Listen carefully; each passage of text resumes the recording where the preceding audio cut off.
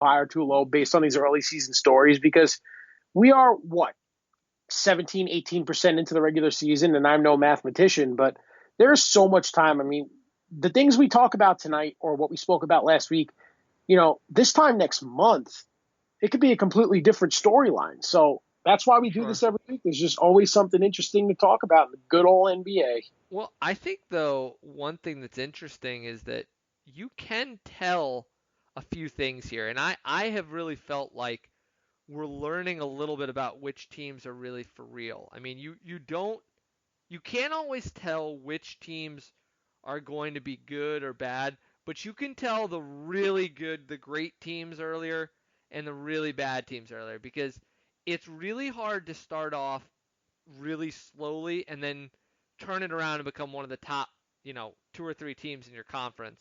And likewise, typically speaking, if you get off to a really hot start, you're rarely going to fall back into that after, 10, 12 games. So, I think teams like the Suns and the Timberwolves, you have to feel like those guys might not be playoff teams, but they're not bottom dwellers. Like, I'm not sure that the Suns will make the playoffs. I wouldn't bet my life on it, but I don't think that they're going to be one of the bottom two or three teams in the West. I do think that we've sort of figured that bit out. And then meanwhile, I think there's a few teams that we were maybe too high on, and I don't know if we want to take a quick diversion, but one of those teams, unfortunately, Jason, I mean, two of those teams really, the Nets and Bulls have just not shown much. No, no, they haven't. And since you so bravely, I might add, went first last week during Ben's Bulls Blues, I'm going to give my Nets knots of the week. And yeah, they're struggling, man. I mean, look, I knew they'd get off to a slow start. They went to China. It's a new team. Now you want to add in the Karis LeVert thumb injury, Kyrie Irving shoulder impingement. You know, Obviously, they're going to struggle. What bothers me is the Nets are competing early and then they're faltering late in games. I mean, you saw that on their road trip out west. I mean, they started off with a big win against Portland, which now seems not so big with, Lillard dropping 60 and the Nets winning that game, relatively easily. But they had double digit leads in Phoenix. Actually, Phoenix, that was never a game. I'm sorry. I don't want to think about that anymore. But they had double digit leads in Utah and Denver, two of the hardest places to play in the league, and they couldn't close out. They've blown large leads in 5 of their 8 losses. So at the time of this podcast, they're coming in at 5-8. We could be sitting here saying they're 10-3. So that's why I don't get too high or too low about these teams, 13 games into the season, because you never know. This team could reel off 8 wins in a row, and then we're singing a completely different tune. But right now, the way things stand, they are beat up right now as a team and wildly inconsistent. I do like the Amon Shumpert signing. He's the second ex-Nick to ink a deal with a team in the last week. He had Melo in Portland, and now Iman Shumpert, Kyrie Irving's buddy from their championship days in Cleveland, is now, coming off the bench for Kenny Atkinson and looked okay in the win over your beloved Bulls. But, he's going to need some time to acclimate. It's not like these guys could just come off the street and contribute right away.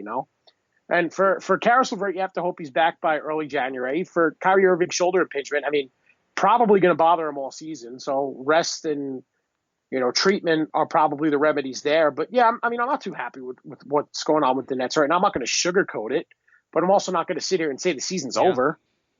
Yeah, no, it's true. I mean, I think there's some other culprits. I mean, the defense has just been, and there have been some points during the season watching Nets games and even against the Bulls where there were some moments where you're just really not sure what what's going on.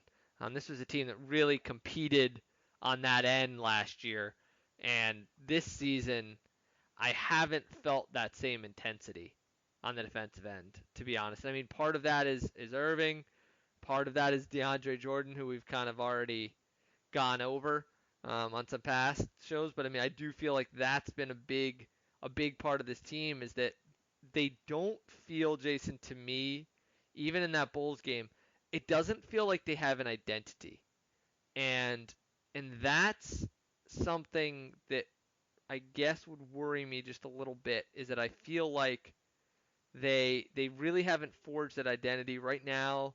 They have the fifth worst defense in terms of points allowed. If you go a little deeper, there's obviously other other stats you can point to, but I think it starts there. This is a team that just hasn't really felt like they're committed on that end yet, and I think that's part of the reason for the struggles is they really have to lock in defensively if they're going to turn the season around because they don't, as good as Kyrie Irving is and as good as some of those other players are, they don't have enough talent to just mail it in on that end and expect to win games. And that's not something they did a year ago. And this year it's been a little spotty on the defensive end, I think, having watched a few of their games. I mean, look, Kenny Atkinson's teams are notorious for slow starts, especially when half the roster is new. And you want to talk about Brooklyn's identity, Ben. Their identity is a 7 foot 31-year old who's recovering from a torn Achilles. It's a very That is good their point. identity. I mean, look, I love the Nets. I want to see them do well. Of course, I'd love to see them compete for a title this year. The reality is that's not happening. So I've been saying, and you know this, the second Durant signed, I said, this year is house money. Whatever happens, happens. And next year I'm on for a championship. So, yeah, is it agonizing right now? Is it tough to watch? Absolutely. But if it was next year and Durant were healthy and playing and the Nets were 5-8, my laptop might not have a full screen. So Yeah. I totally get it. But, right now it's like you have to hope LeVert could stay healthy long term. And you have to hope that Irving's shoulder is not too troublesome for the rest of the year, even though I think it's going to be. This is the problem. When it's left to the role players to play together without the three stars on the team, you see a guy Yeah. like Dinwiddie trying to play too much hero ball. Okay. You have to get Joe Harris involved in the game if you want to win. Taking 8 shots in a very winnable game against a Pacers team that did not have Brogdon, Oladipo, or Lamb, and you get blown out, your lowest scoring output of the season. I mean, where's Torian Prince's involvement? Okay. You have Nick Claxton, who's looked good as a rookie. Play him more next to Jared Allen or DeAndre Jordan. And if anything, if I'm going to put any silver lining in this, Ben, I'm going to say this is good battle test experience for these role players. So when Irving and Durant are back and healthy and LeVert's back and healthy, if they gel as a unit, those role players will be that much better because of the larger amount of minutes they've been forced to play due to the injuries. See, always a silver lining, Benjamin, from your favorite Nets homer. Yeah. Well, you know what? I think this is a great segue to the Bulls, who your beloved Nets beat last week. And the Told you that was Bulls going to happen. have And it was a Joe Harris game, so I correctly predicted that. well, it was you used the word agonizing, and that is the right word for how I felt watching that game because my prediction of Jim Boylan winning Coach of the Year has absolutely no chance at this point. I mean, not only is he not winning Coach of the Year, if I was a GM, he would be the first coach fired this year. His decisions have been questionable at best and absolutely abysmal at worst. Wow, Ben. Against the Nets, I talked to you about this before the show, but he decided to blitz the pick and roll against a team that really didn't have many other playmakers besides Dinwiddie, and it left guys wide open around the court. Joe Harris was able to hit some shots. I mean, it was just a clinic in how not to coach against a team that's undermanned. He basically let them walk into open shots and open dunks and layups. Even not Jared Allen, but DeAndre Jordan got into the act a little bit. It's been terrible, and ultimately, he's. I looked up the stats, and this was a little outdated now, but I basically the Bulls are giving up shots in the absolute worst places on the floor, and it's because of this aggressive scheme. Now they dialed it back last night against the Bucks, and hopefully that's a sign of things to come. But after that Nets game, they allowed the 4th most corner threes in the league, 2nd most shots within 5 feet of the basket, and 5th most free throw attempts. Those are the most efficient shots in basketball, Jason. You don't want to give up those shots. And on top of it, there were some possessions during the game. There was one possession that just absolutely jumped out at me. Nick Claxton was in the corner, and I think it was Chandler Hutchinson ran out to contest Nick Claxton and left a wide open Joe Harris on the wing. And it was just bad basketball.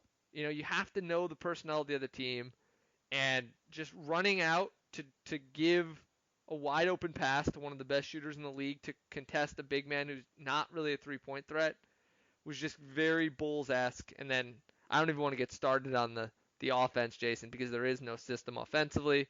Although Daniel Gafford had some very nice moments against the Bucks. Our second round pick had some really nice moments, really good energy guy, and there was some nascent signs of a pick and roll system for the Bulls. So stay tuned for that. But defensively, Jason, that game really laid bare that the Bulls are not a terrible team in terms of talent, but from a coaching perspective, the system has been either non-existent or incomprehensible in terms of the way that it's being played.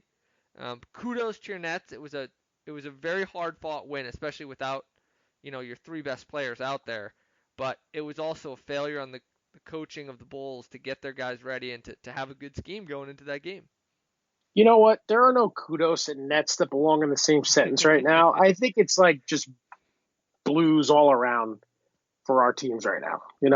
It's just what it is. I mean, for everyone listening at home, our teams are riding the struggle bus. And we're going to talk about a team next that is not riding the struggle bus, and that is the Los Angeles Clippers, who got their second guy back, and Paul George. We teased his return last week on the show, and, he's looked good. And what, really impressed me was that first game back.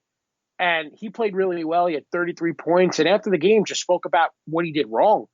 And I'm very impressed by that. And, with Kawhi Leonard on his 18th load management game of the season already, they pulled out a very impressive win over the Oklahoma City Thunder. And Paul George got to, I don't want to call it revenge because he asked out of there, but he hit the go-ahead three, put away his old team. And, with Kawhi resting so much, he's really allowing George to integrate himself, back into the flow of the league. And it's been good to see.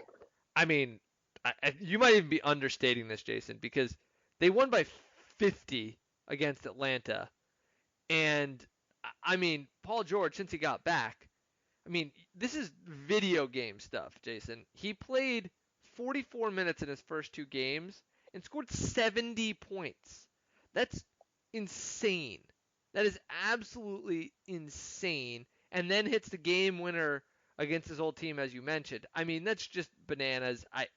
He is one of the best players in the league. The Clippers are going to be an absolute machine this year when they're healthy. I mean, the scary thing is they can win games against lesser teams without either of their top two players.